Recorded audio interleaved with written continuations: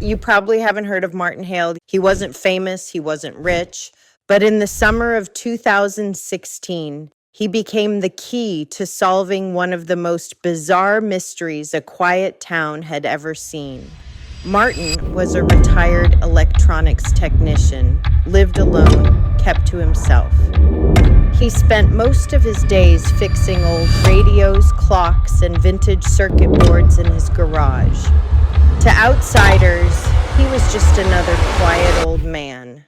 But underneath that quiet life was a mind that never stopped solving puzzles. It started with a phone call. On June 3rd, the sheriff's office received a report.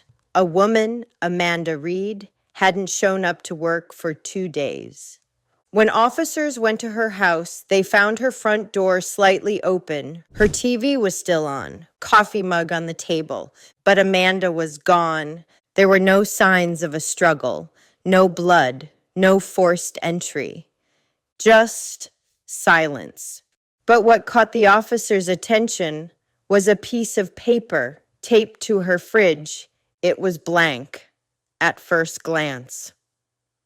Under UV light, it revealed a set of strange numbers and letters written in what appeared to be invisible ink.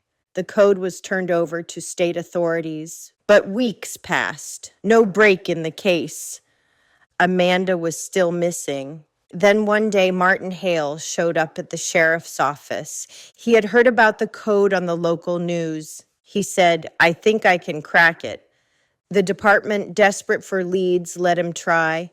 He spent 3 days locked away with a magnifying glass, notebooks, and his old Commodore 64 computer. And on the 3rd day, he found the pattern.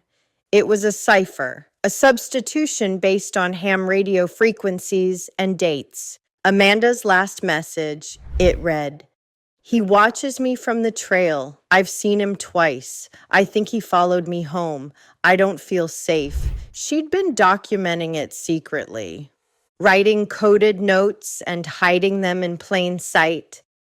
Martin urged the sheriff to search the nearby forest trail, the same one that ran along the back of Amanda's property.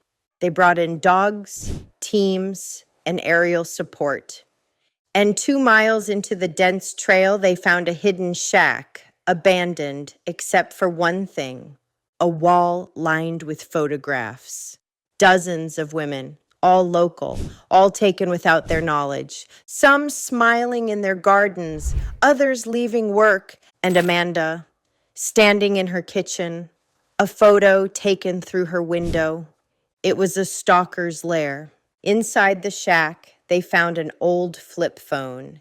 Its last dialed number was to a burner line, one registered under a fake name. The trail went cold again until Martin came back. He'd taken one of the circuit boards from a broken radio found in the shack. He recognized a pattern scratched into it, a familiar rhythm, dots and dashes. It was Morse code. Martin decoded the scratches. It spelled out coordinates. When police searched the location, they found a buried metal container. Inside were Amanda's shoes, a strand of her hair, and a USB drive. The drive contained video footage, hidden camera recordings, and one chilling clip, Amanda bound, pleading for her life. The background noise, birds, a wind chime. Martin enhanced the audio, matched it to sound profiles from local homes, and they found it. A house on the outskirts of town. A man named Curtis Bell lived there. Mid-40s, quiet, worked odd jobs, no family. When police raided his property, they found a hidden basement room. Inside, Amanda. Alive, terrified but unharmed. She had been missing for 37 days.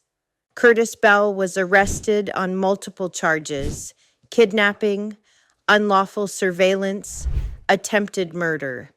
At the trial, the prosecutors presented all the evidence: the photos, the shack, the USB, the coded messages, and most of all, the strange connection. Curtis had once worked at the same electronics repair shop Martin Hale owned 20 years earlier. He'd learned everything from him: circuitry, code systems, signal jamming. Martin had unknowingly trained the man who would later become the town's most calculated predator. In court, Curtis never spoke, never explained why. But the jury didn't need answers. The evidence was clear.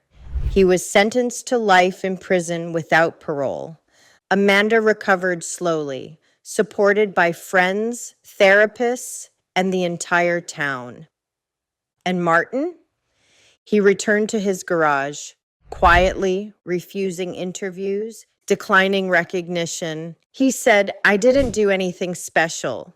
I just read between the lines." Months later, the sheriff's department gifted him a plaque to Martin Hale for seeing what no one else saw and saving the life of someone everyone else missed. But Martin didn't stop there. Over the next few months, he quietly began helping other local police departments with unsolved cases. He'd pick through old files, decode patterns others missed, and offer quiet guidance. Most never even knew his name, but behind the scenes, he was making a difference. One evening, a young officer named Lily dropped by his garage. She wanted to learn code breaking, pattern analysis, all the tricks he used. Martin hesitated, then smiled. "Someone taught me once, time I passed it on." Together, they started a small training group, young minds eager to think differently. By the following year, Martin wasn't just solving cases. He was shaping the people who would prevent them. And that perhaps was his greatest contribution. His story reminds us, sometimes the most dangerous criminals don't look like monsters. They hide behind fences, blend into crowds, smile in grocery lines. And sometimes the people who save lives don't wear badges or carry guns. They just know how to read a code. So next time you see a quiet old man fixing radios in his garage, remember Martin Hale.